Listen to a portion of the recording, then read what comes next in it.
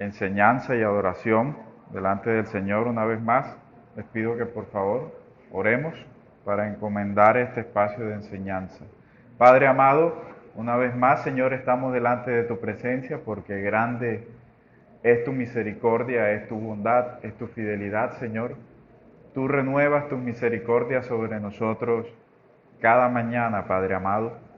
Y hoy, Señor, estamos delante de ti, gozando, Señor, de toda buena dádiva, de toda bendición, Señor, que descienden de lo alto, Padre. Gracias, Señor, porque eres tú quien das disposición, Padre, a nuestro corazón. Eres tú quien da disposición a nuestra mente, a todo nuestro ser, Señor, para que hoy, Padre, estemos delante de ti, delante de tu presencia, para honrarte, para conmemorarte, Señor, como nuestro Creador, como nuestro Salvador, como nuestro sustentador, como aquel que nos hizo para gloria suya, Señor. Da, Padre, a tu pueblo un corazón dispuesto en espíritu y en verdad, para adorarte, para exaltarte, Señor, para engrandecer tu nombre. Que tu palabra, Señor, sea obrando, Padre, en medio de tu pueblo. Que seas tú alimentando a tu pueblo. Que seas tú renovando, Señor, la vitalidad de la fe de tu pueblo. En el nombre de tu Hijo amado, nuestro Señor y Salvador Jesucristo. Amén. Les pido que por favor me acompañen al capítulo 9 del Evangelio de Lucas. Vamos a continuar con nuestra serie del Evangelio de Lucas y nos vamos a ubicar en el capítulo 9.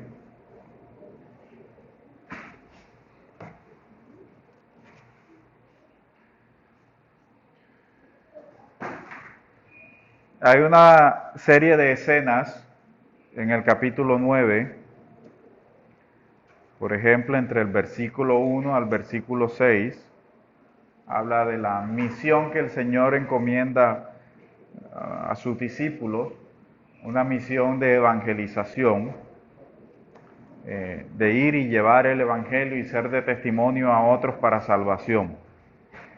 Luego, entre el versículo 7 y el versículo 9, se registra muy brevemente el lamentable suceso de la muerte de Juan el Bautista, donde se recuerda o es recordado por Herodes la muerte de Juan el Bautista, asociándola con la persona de Jesús. Pues Herodes estaba confundido al oír de las acciones o de la actividad de Jesús y pensó que tal vez Jesús sería Juan resucitado. Esa fue la conclusión a la que llegó Herodes después de escuchar todo lo que el Señor hacía.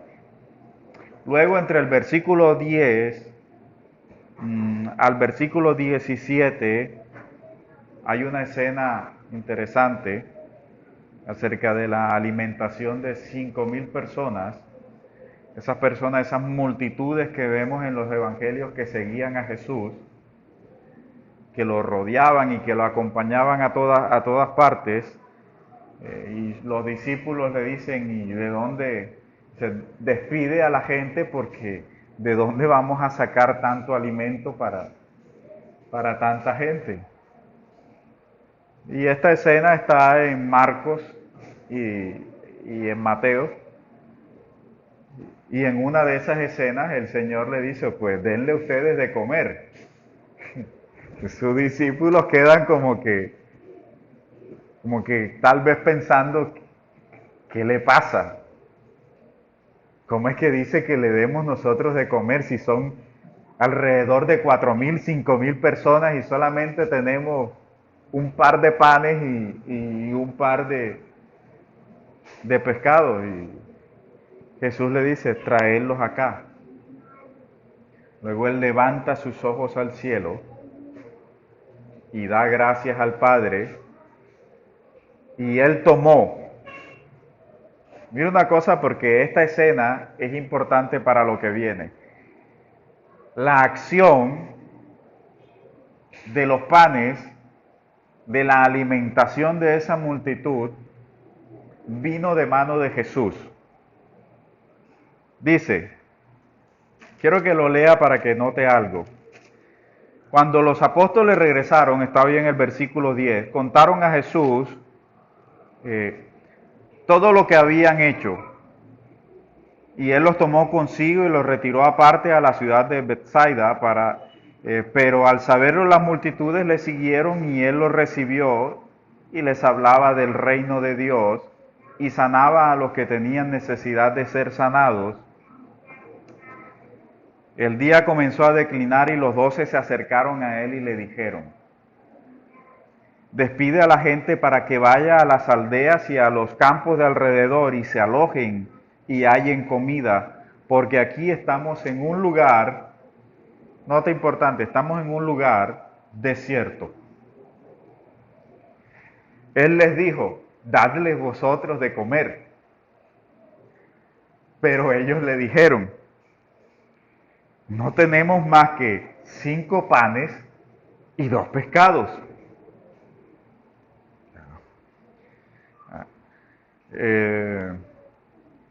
Pero eran ellos, dice el versículo 14, como 5,000 hombres. Entonces dijo a sus discípulos: haced que se sienten en grupos de unos 50 cada uno.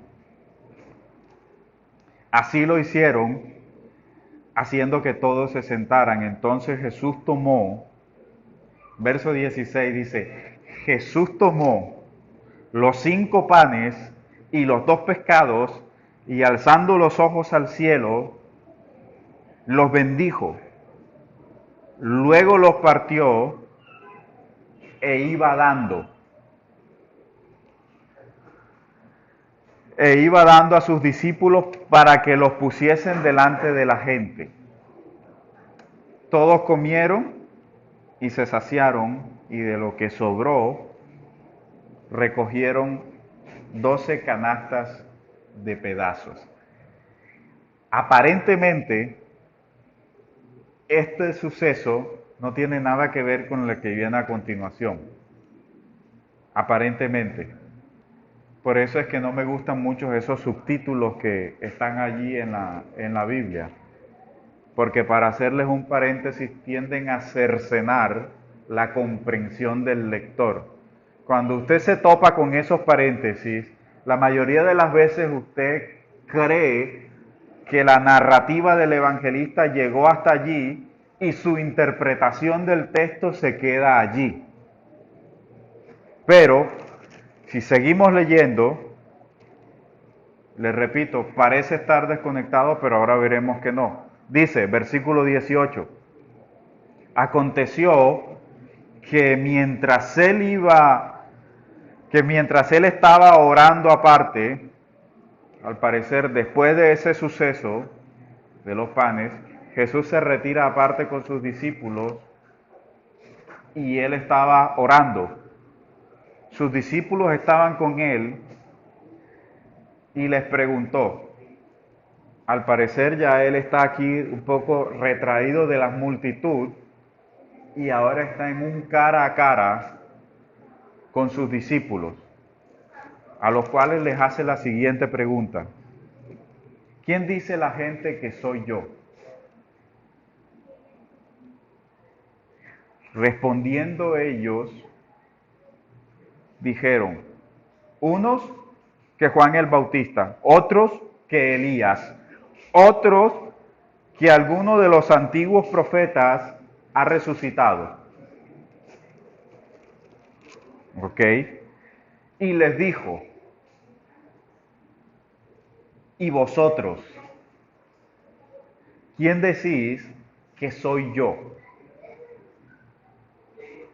Entonces Pedro, respondiendo, dijo, el Cristo de Dios. Pero él les mandó enérgicamente que no dijeran esto a nadie. Y les dijo, es necesario que el Hijo del Hombre padezca muchas cosas y que sea desechado por los ancianos, por los principales sacerdotes, por los escribas, y que sea muerto y resucite al tercer día. Luego de esta escena, continúa diciendo, versículo 23, decía entonces a todos, si alguno quiere venir en pos de mí, niéguese a sí mismo, tome su cruz cada día y sígame, porque el que quiera salvar su vida la perderá, pero el que quiera salvar su vida la perderá, pero el que pierda su vida por causa de mí la salvará. Pues de qué le sirve al hombre si gana el mundo entero y se destruye o se pierde a sí mismo. Pues el que se avergüence de mí y de mis palabras, de éste se avergonzará el Hijo del Hombre cuando venga en su gloria y la del Padre y la de los santos ángeles. Y os digo que en verdad que hay algunos de los que están aquí presentes que no gustarán la muerte hasta que hayan visto el reino de Dios. Luego viene la escena de la transfiguración, donde Jesús resplandece delante de sus discípulos. Ya. Y por último se cierra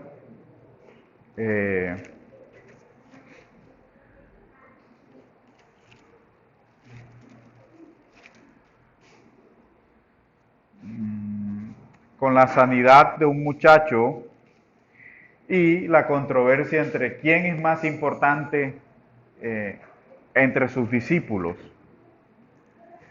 y lo que cuesta seguir a Jesús. Tiene varias escenas, este capítulo 9 tiene varias escenas como vimos, pero la más importante, o digamos en la que nos vamos a concentrar, pues todas son importantes, pero nos vamos a concentrar entre el relato de la alimentación de los 5,000 y la confesión de Pedro. Jesús ya está con sus discípulos y él empieza a interrogarlo, quiere saber de ellos qué es lo que piensa la gente acerca de él. E inmediatamente ellos, pues la respuesta no vino de uno solo, sino al parecer de varios, porque usa el plural y dice, ellos le respondieron, no, algunos dicen,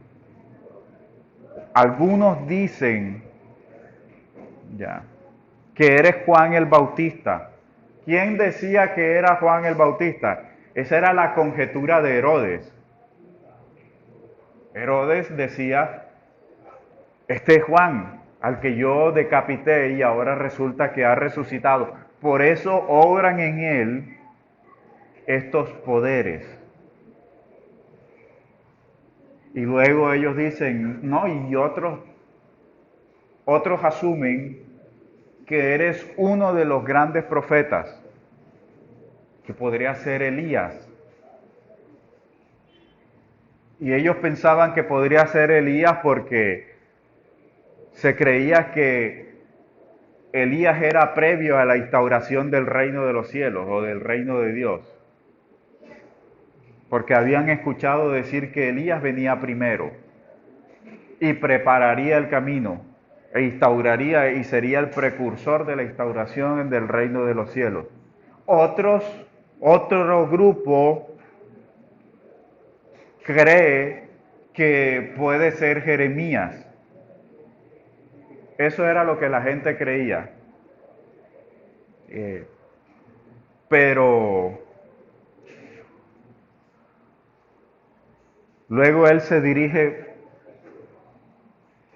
hacia sus discípulos, quienes son sus más íntimos, sus más cercanos, y le interesa verdaderamente saber de boca de sus discípulos qué piensan ellos acerca de él, de su misión, de su identidad. Y él responde, eso es lo que la gente dice. Eso es lo que la gente dice de mí. Ahora os pregunto, ¿y vosotros quién decís que soy yo? Esa es la pregunta más importante. ¿Por qué? Porque todo el mundo tiene una opinión acerca de Dios, acerca de Jesús, acerca de la Biblia, pero lo curioso es que la mayoría de las personas que tienen una opinión acerca de Dios, la Biblia, la persona de Jesús, jamás han leído la Biblia y ni siquiera han tenido un acercamiento a través de los evangelios acerca de la persona de Jesús. Entonces todo el mundo tiene una opinión acerca de Dios, cosa que a veces uno dice, la gente habla con ligereza acerca de Dios, acerca de la Escritura, acerca de la palabra. En cierta ocasión leía un libro de un escritor que, para sorpresa mía, el libro fue escrito por un sacerdote jesuita. El libro se titulaba Si oyerais su voz. Y en la introducción, en las primeras palabras, el capítulo 1 del libro estaba encabezado por las siguientes palabras. Decía, es peligroso hablar de Dios, porque en todo hablar de Dios hay una especie de osadía impúdica. Lo que interpreto en sus palabras es que decía, la gente habla de Dios con total impunidad. Dice, es peligroso hablar de Dios. La gente habla de Dios con una ligereza y dice Dios esto, y Dios aquello, y Dios esto, y Dios esto otro, y jamás han leído la Escritura, jamás han conocido el carácter de Dios en la Escritura, pero tienen una opinión de Dios que ellos creen que es legítima. ¿Y por qué es peligrosa? Porque muchas veces puedes estar blasfemando de Dios. Cuando un hombre como Job ni siquiera se atrevió, cuando su esposa dijo, maldice a Dios y muérete. ¿Y cuál fue la respuesta de Dios? De Job, dice, mujer, como suele hablar cualquier mujer insensata, así has hablado. De igual manera Jesús está interactuando con sus discípulos acerca de cuál es la opinión de la gente. Jesús ya sabía lo que la gente pensaba acerca de él. Él sabía la opinión que tenían los escribas y los fariseos y los ancianos del pueblo. Pero él quería saber, y no que no lo supiera, pero él quería escuchar de boca de sus discípulos, de aquellos que dicen seguirlo, de aquellos que dicen amarlo, de aquellos que dicen adorarlo, ¿qué piensan acerca de Jesús? ¿Quién dicen vosotros que soy yo? Aquí solo responde Pedro, pero la respuesta de Pedro parece ser incluso un reflejo del pensamiento de los 12. Pedro dice, tú eres el Cristo. El relato de Lucas es más breve que el de los otros sinópticos, es decir, que el de Marcos y Mateo. Tú eres el Cristo. En Mateo, la respuesta incluye, tú eres el Cristo, el Hijo del Dios viviente. Entonces, sin duda, la respuesta es concreta. Jesús era el cumplimiento de todas las promesas que habían sido hechas por medio de los profetas acerca de un redentor prometido.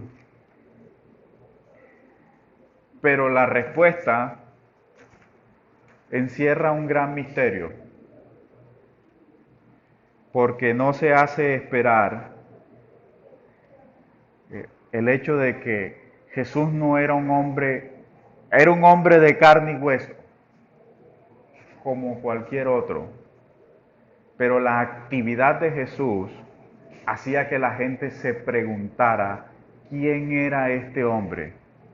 Miren en el capítulo anterior a Lucas, si todavía están allí en Lucas, quiero que vean algo En el capítulo 8, ya los ubico.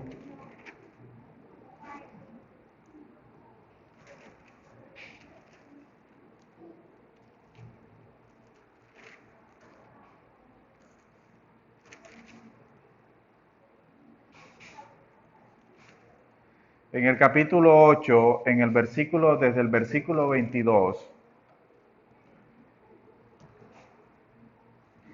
dice, aconteció en uno de aquellos días que él entró en una barca y también sus discípulos y les dijo, pasemos a la otra orilla del lago, y zarparon.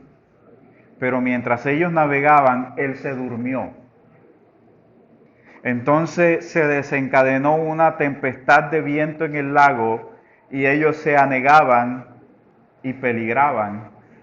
Acercándose a él, le despertaron diciendo, maestro, maestro,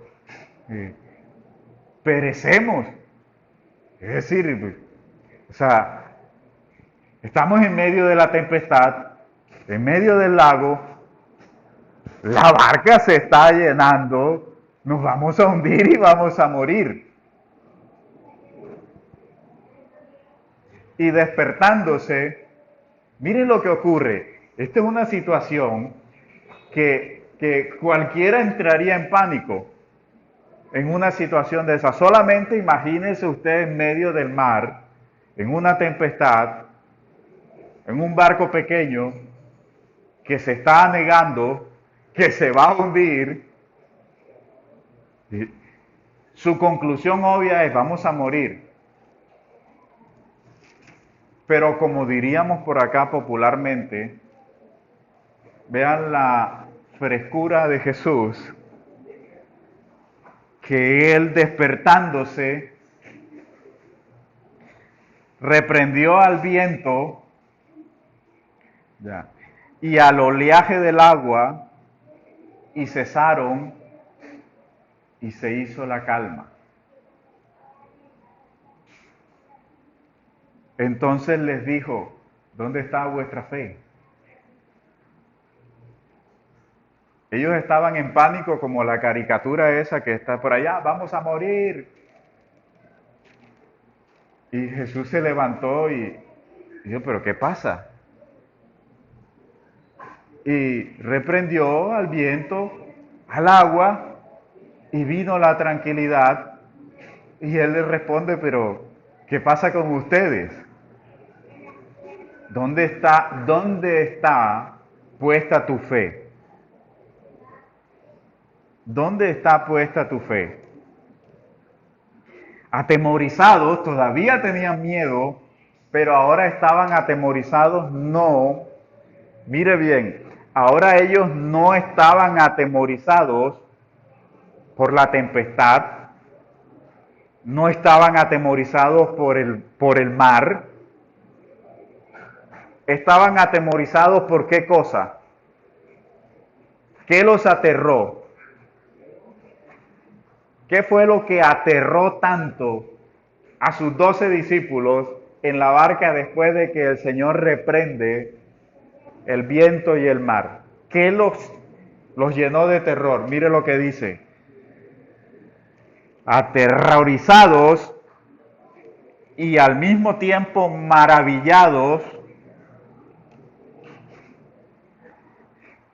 diciéndose los unos a los otros, ¿quién es este hombre que aún el viento y el mar le obedecen? Ya se dieron cuenta que no era un hombre cualquiera, porque ellos estaban aterrorizados, nos vamos a morir.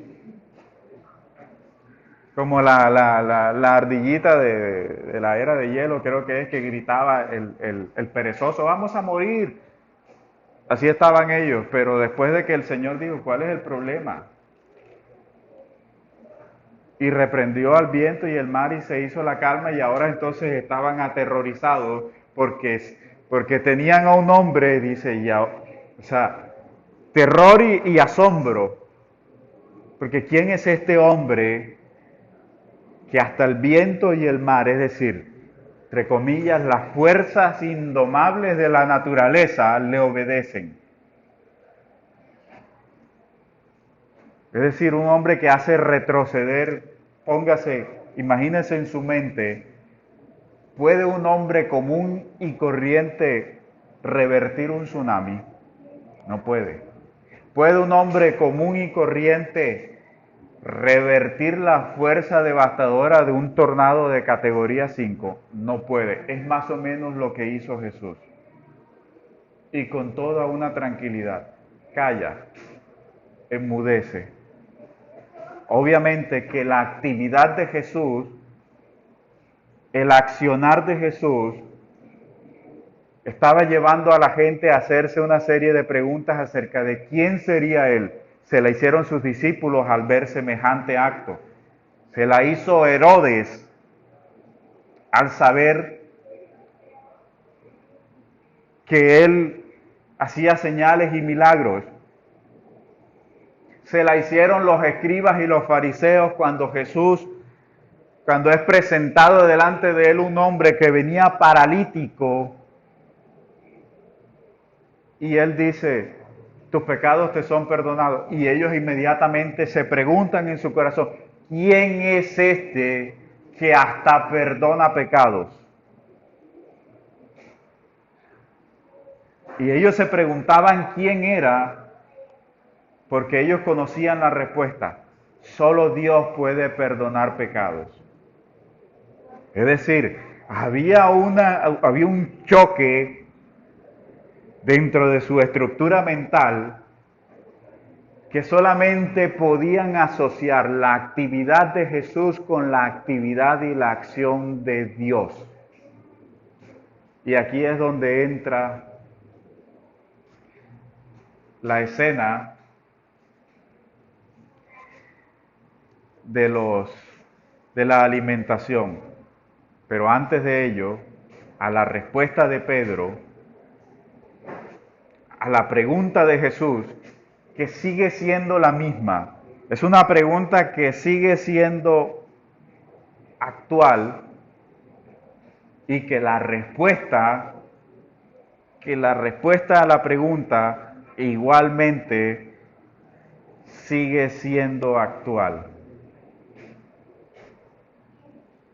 Y sumada a la respuesta de Pedro, otra sería esta. ¿Quién es Jesús?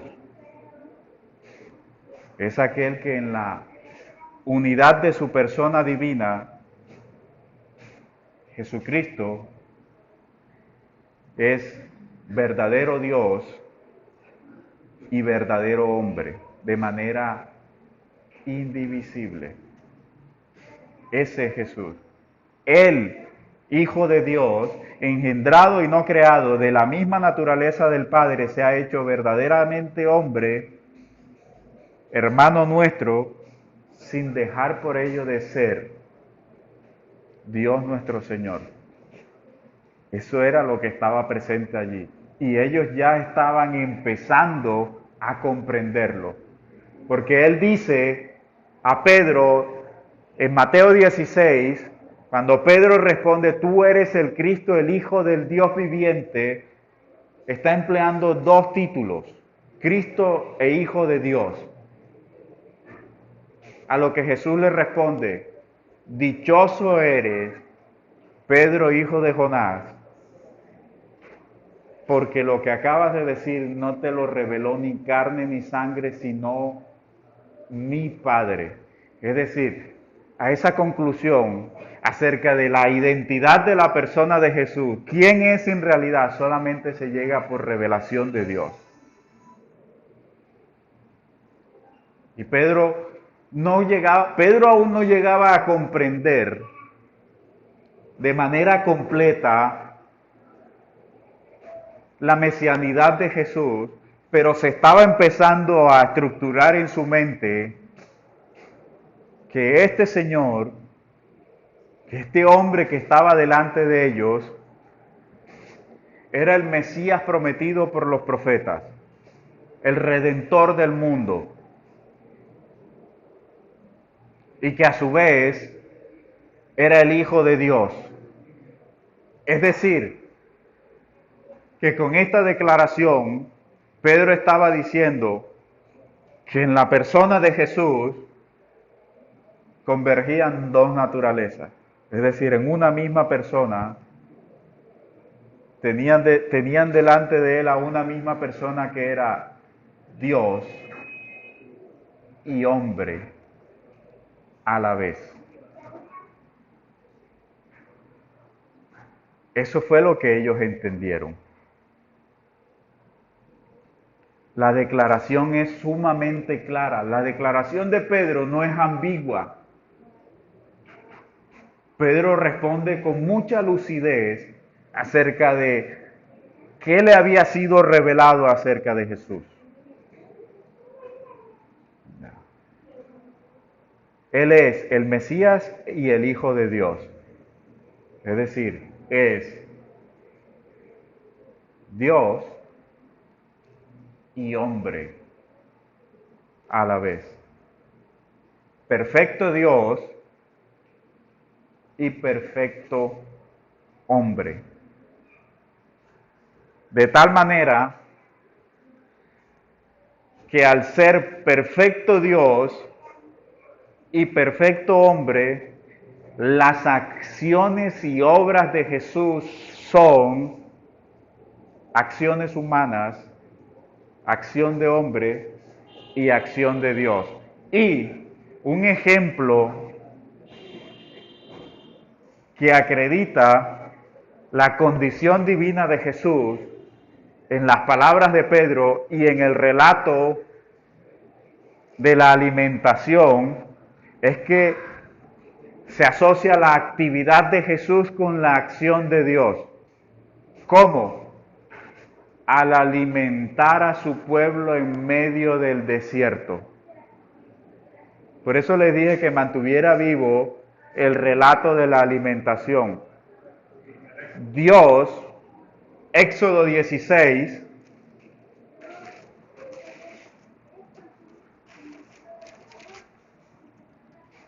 Éxodo capítulo 16,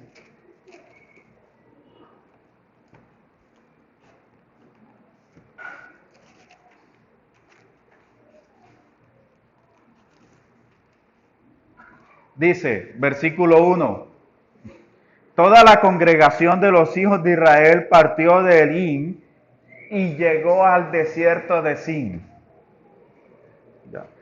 que está entre Elim y Sinaí, el día 15 del mes segundo después de salir de la tierra de Egipto. Entonces toda la congregación de los hijos de Israel murmuraron contra Moisés y Aarón en el desierto. Los hijos de Israel le decían, ojalá el Señor nos hubiera hecho morir en la tierra de Egipto cuando nos sentábamos junto a las ollas de carne, cuando comíamos pan hasta saciarnos. Nos habéis sacado a este desierto para matar de hambre a toda esta multitud. Entonces el Señor, ya habló al pueblo, ahora habla el Señor. Entonces el Señor dijo a Moisés, he aquí yo haré llover para vosotros pan del cielo.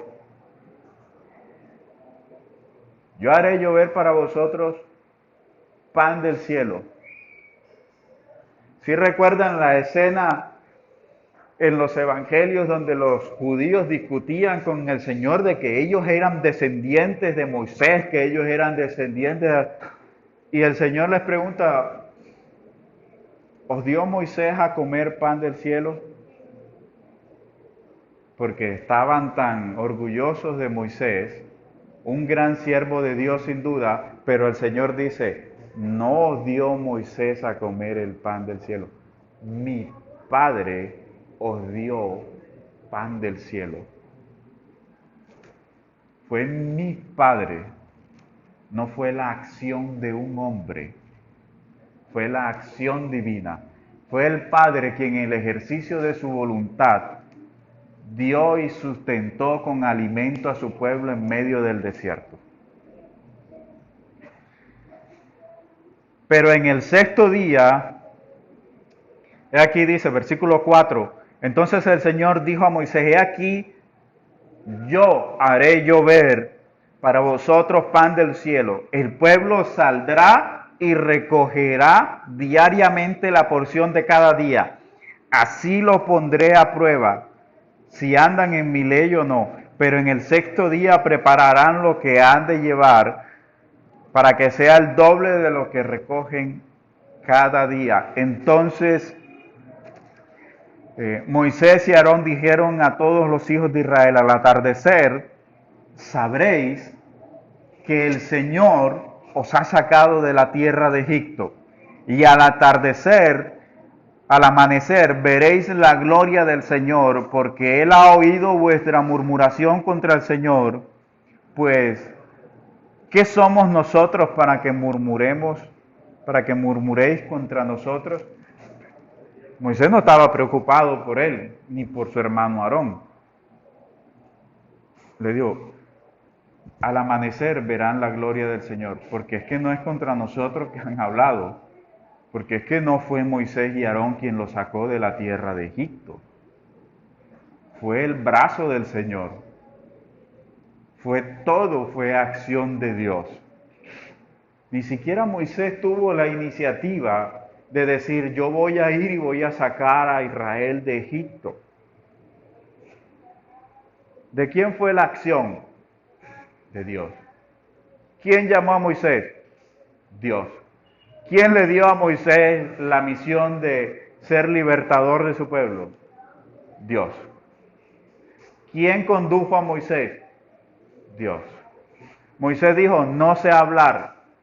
Le dio a su hermano Aarón que sí sabía expresarse. ¿Quién puso las palabras en la boca de Aarón? Dios.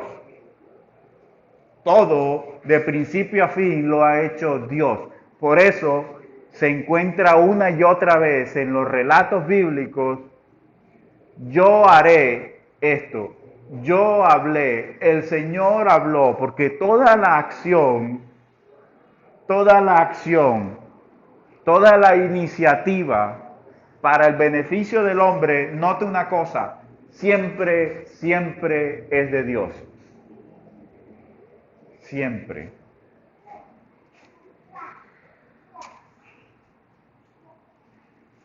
Versículo 8, agregó Moisés, el Señor, mire lo que dice el versículo 8, el Señor os dará al atardecer carne para comer y al amanecer pan hasta saciaros, porque el Señor ha oído vuestras murmuraciones contra Él. Nuevamente repite Moisés, pues ¿qué somos nosotros? Vuestras murmuraciones no son contra nosotros, son contra el Señor. Moisés dijo a Aarón, di a toda la congregación de los hijos de Israel, acercaos a la presencia del Señor, porque Él ha oído vuestras murmuraciones. Y sucedió que mientras Aarón hablaba a toda la congregación de Israel, miraron hacia el desierto, y he aquí la gloria del Señor se apareció en la nube, y el Señor habló a Moisés diciendo, yo he oído las murmuraciones de los hijos de Israel. Háblales diciendo, al atardecer comeréis carne y al amanecer os saciaréis de pan, y sabréis que yo soy el Señor vuestro Dios. Y sabréis, la conclusión era que ellos sabrían por dichas acciones que quien les iba a dar de comer carne y pan del cielo era Dios. Toda la acción era de Dios. Dios alimentó a su pueblo en medio del desierto. Y allí está la persona de Jesús, en medio del desierto, con una multitud de alrededor de 5,000 hombres, hambrientos. Y Él tomó pan y pescado. Y por eso le dije que las palabras importantes eran el desierto, y la acción que decía, tomó pan e iba dando a sus discípulos, y sus discípulos iban replicando, iban entregándole al pueblo. Lo que está haciendo lo que está haciendo Lucas allí es rememorar la acción del Éxodo. Lucas está teniendo en cuenta que la acción de alimentar a su pueblo siempre es de Dios. ¿Qué está diciendo Lucas? Quien está en medio del desierto y quien está dándole, quien iba dando pan a su pueblo, es Dios mismo. Era Dios. Ese es un ejemplo claro de la actividad de Jesús en su condición divina. Está sumamente claro. La condición divina de Jesús estaba obrando.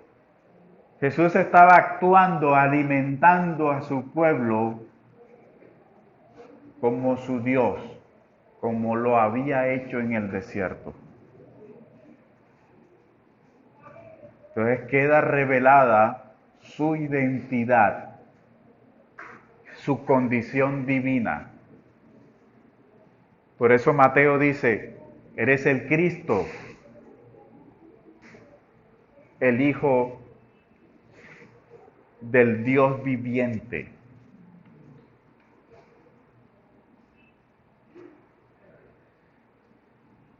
Una declaración que no es fácil de comprender. De hecho, el apóstol Pablo declaró que la condición divina, humana de Jesús era el gran misterio de la piedad. Mira lo que dice el apóstol Pablo en Primera de Timoteo capítulo 3, versículo 14.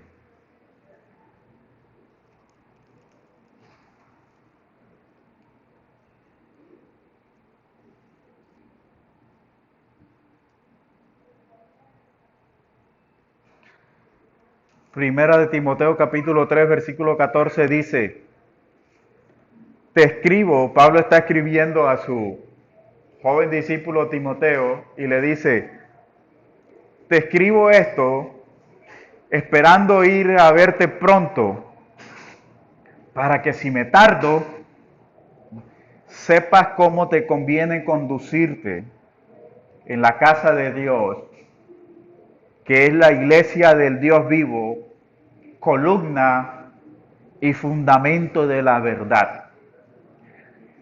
Ahora miren lo que dice Pablo en el versículo, a partir del versículo 16. Indiscutiblemente, es decir, para Pablo no había vestigio de duda de quién era la persona de Jesús. Él dice, indiscutiblemente grande es el misterio de la piedad. Él, o tal vez en su versión dice, Dios fue manifestado en la carne, justificado por el Espíritu, visto por los ángeles, proclamado entre las naciones, creído en el mundo y recibido en gloria. La primera expresión que encabeza la declaración del apóstol Pablo fue, Él, es decir, Dios, fue revelado en carne. Es decir, que Pablo está diciendo que Jesús es el Dios viviente hecho carne. Por eso dice, grande es el misterio de la piedad. Ni siquiera un hombre con una mente tan brillante como la del apóstol Pablo llegó a dimensionar en su plenitud la grandeza de semejante misterio. Escapa incluso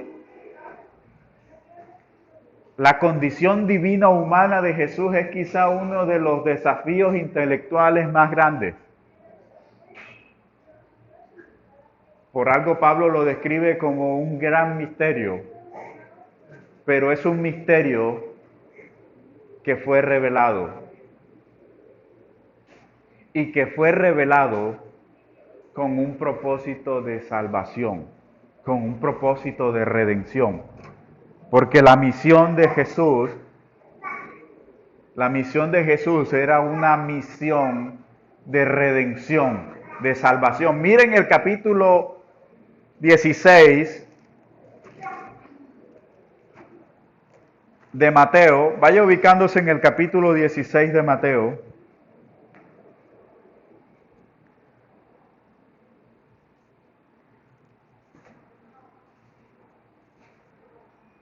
Mateo capítulo 16, donde se encuentra la misma confesión a partir del versículo 13. Dice: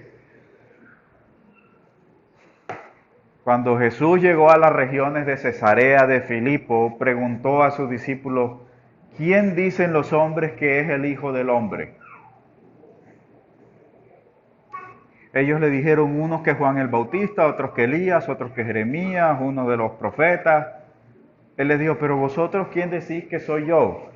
Respondiendo Simón Pedro dijo: tú eres el Cristo, el Hijo del Dios viviente. Versículo 17.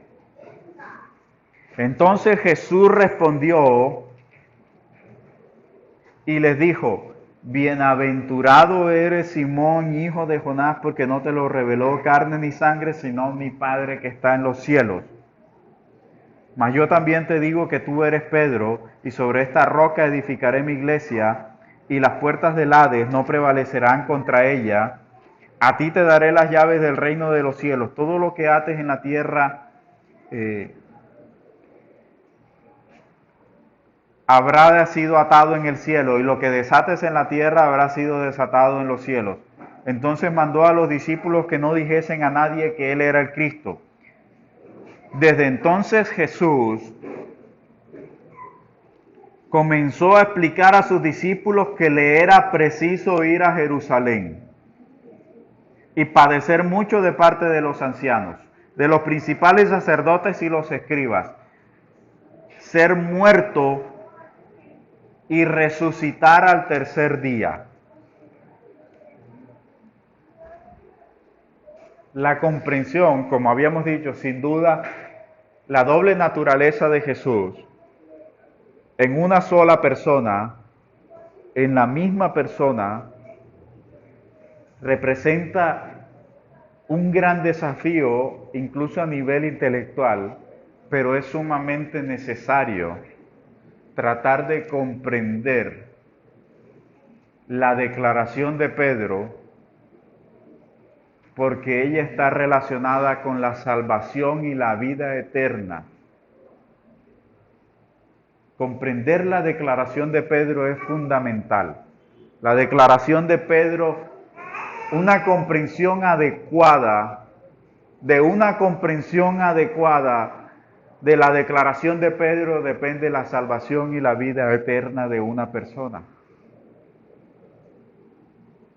¿Por qué? Porque solo Dios salva pecadores, porque solo Dios perdona pecados.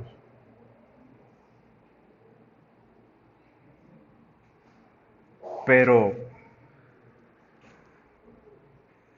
la identidad de Jesús como Hijo de Dios y como Mesías está relacionada con su misión. ¿Cuál era su misión? Morir por el pecado del mundo y resucitar para garantizar la salvación de su pueblo.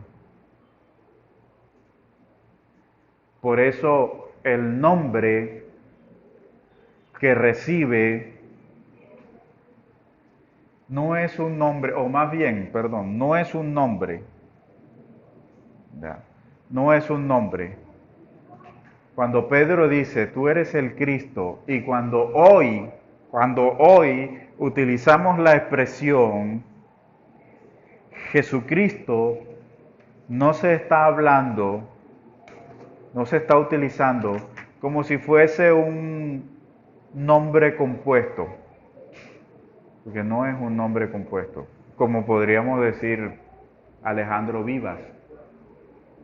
Cuando se dice Jesucristo, se está hablando de un título, se está diciendo Jesús es el Cristo, el Mesías, es decir, el ungido de Dios, aquel que el Padre ungió para llevar a cabo una misión específica.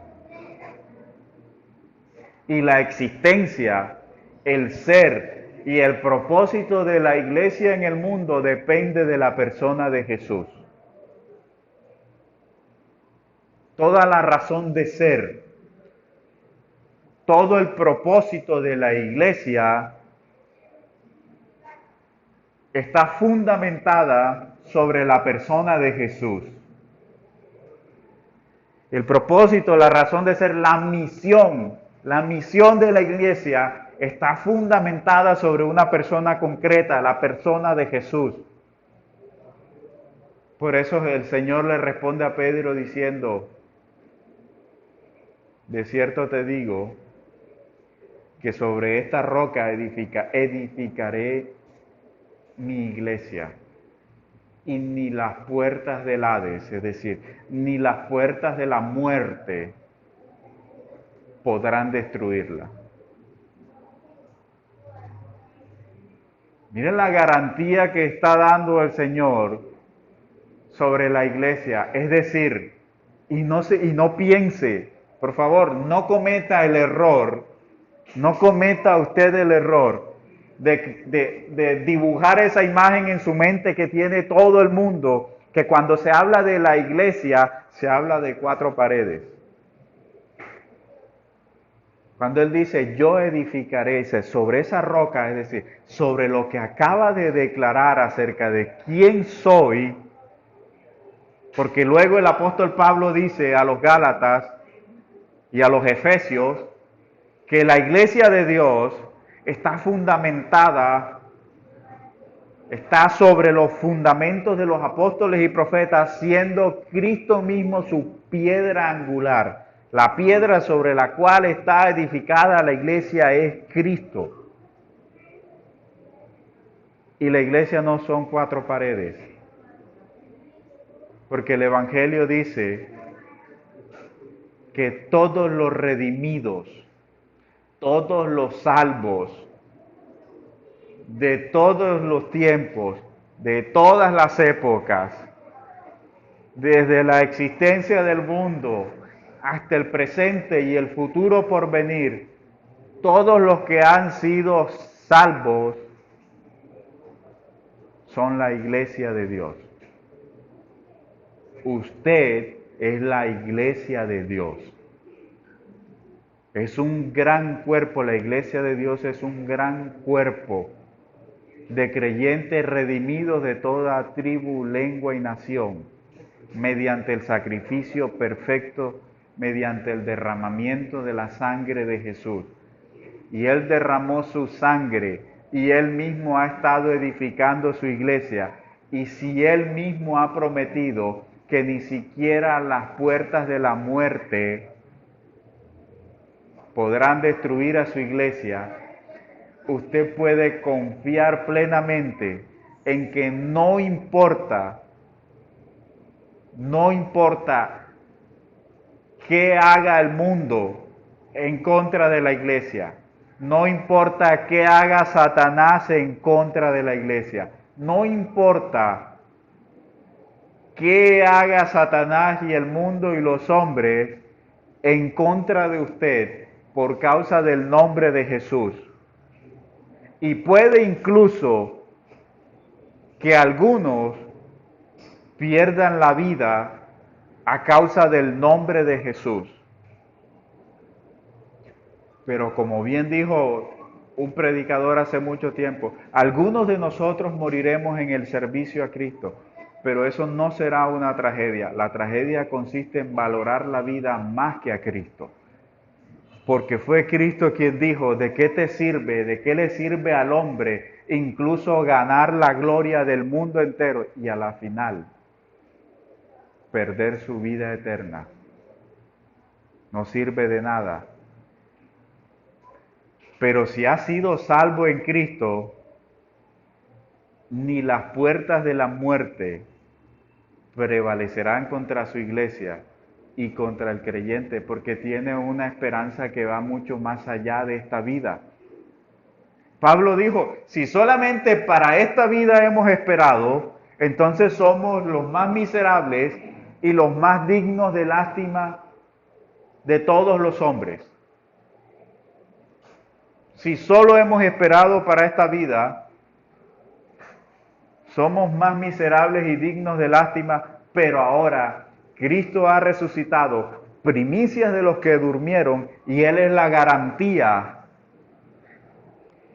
de que Él prometió vida eterna y que aunque la muerte alcance al creyente temporalmente, verá la resurrección de vida.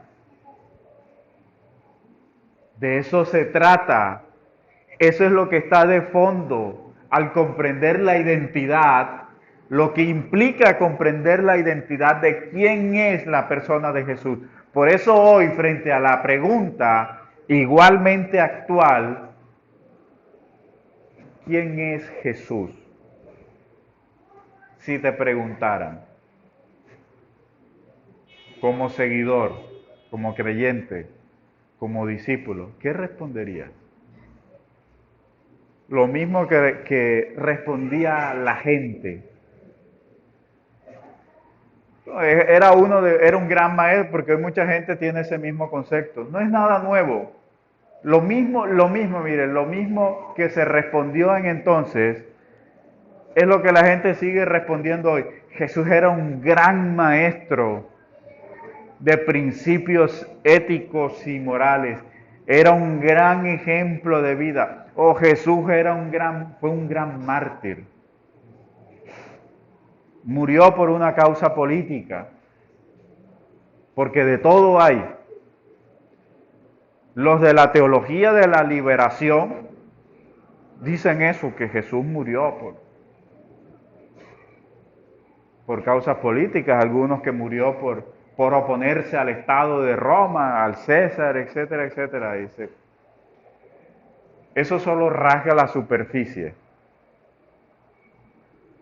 Jesús murió porque fue la misión que el Padre encomendó para atraer a muchos hacia Él, para reconciliar a toda una multitud que nadie puede contar y que por medio de la gracia del Señor y del sacrificio sustitutivo por la obra de redención de Cristo no solamente son salvos y serán salvos, sino que ni siquiera la muerte podrá retenerlos cuando Él al final de los tiempos nuevamente regrese y diga, vive. Y así como la muerte no le pudo retener, asimismo la muerte no podrá retener a aquellos que le han conocido y que tienen puesta toda su esperanza en Él. Porque Él es su roca, como dijo Moisés acerca de Dios al final de sus días. Al final de sus días, Moisés, antes de morir, da sus últimas palabras al pueblo de Israel y dice, vuélvanse a Él porque Él es su roca, cuya obra es perfecta.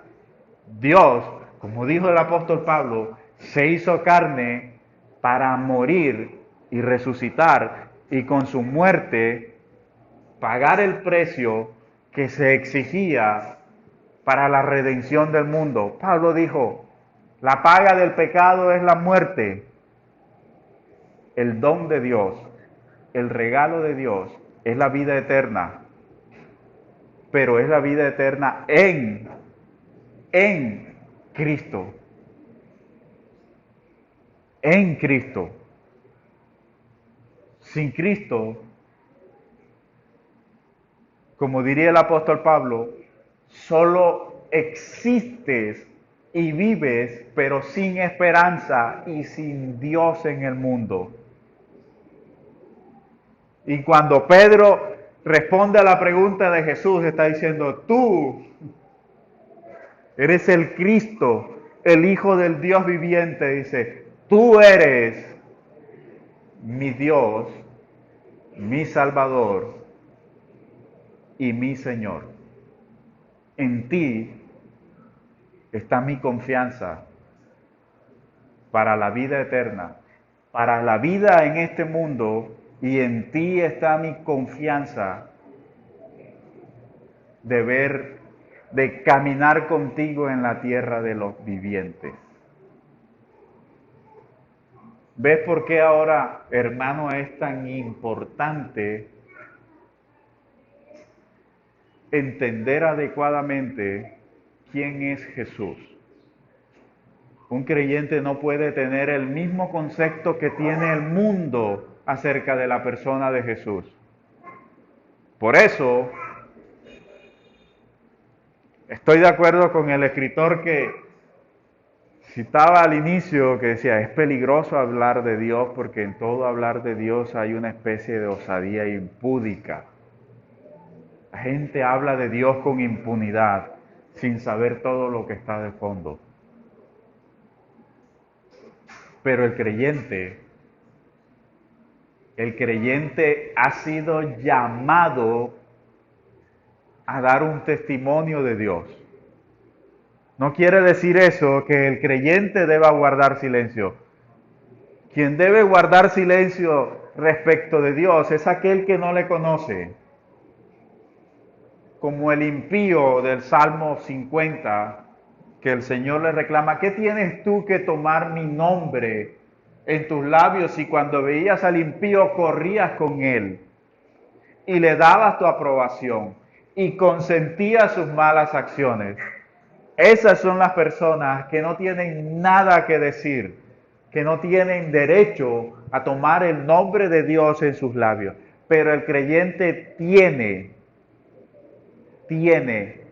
la responsabilidad y la obligación de ser un testimonio de salvación para otros. Por algo el Señor en sus últimas palabras fueron, ahora id a todas las naciones y que sean bautizados en el nombre del Padre, del Hijo y del Espíritu Santo. Haced discípulos de todas las naciones. Lleven el mensaje de salvación a otros. No puedes quedarte con el mensaje de salvación detrás de tus labios, porque estarías extinguiendo la luz para otros. No se enciende. Ahora que has conocido la luz de quién es Jesús, ya has sido iluminado en medio de las tinieblas. Ahora le conoces, ahora sabes quién es. Si la luz se ha encendido en ti, el Señor dijo, no se enciende una lámpara para ponerla debajo de una mesa. Cuando aire le quita la luz, usted enciende lámparas y las pone debajo de la mesa. No, ¿verdad? Porque la idea es que lo ilumine. De lo contrario, usted caminaría por en medio de su casa, tropezando en medio de la oscuridad, porque encendió la luz, una vela o lo que sea, y la empezó a poner debajo de la mesa. Si la luz se encendió en usted, usted debe llevar la luz. Usted debe ser luz. Usted debe llevar el testimonio a otros de quién es Jesús. El Hijo del Dios viviente.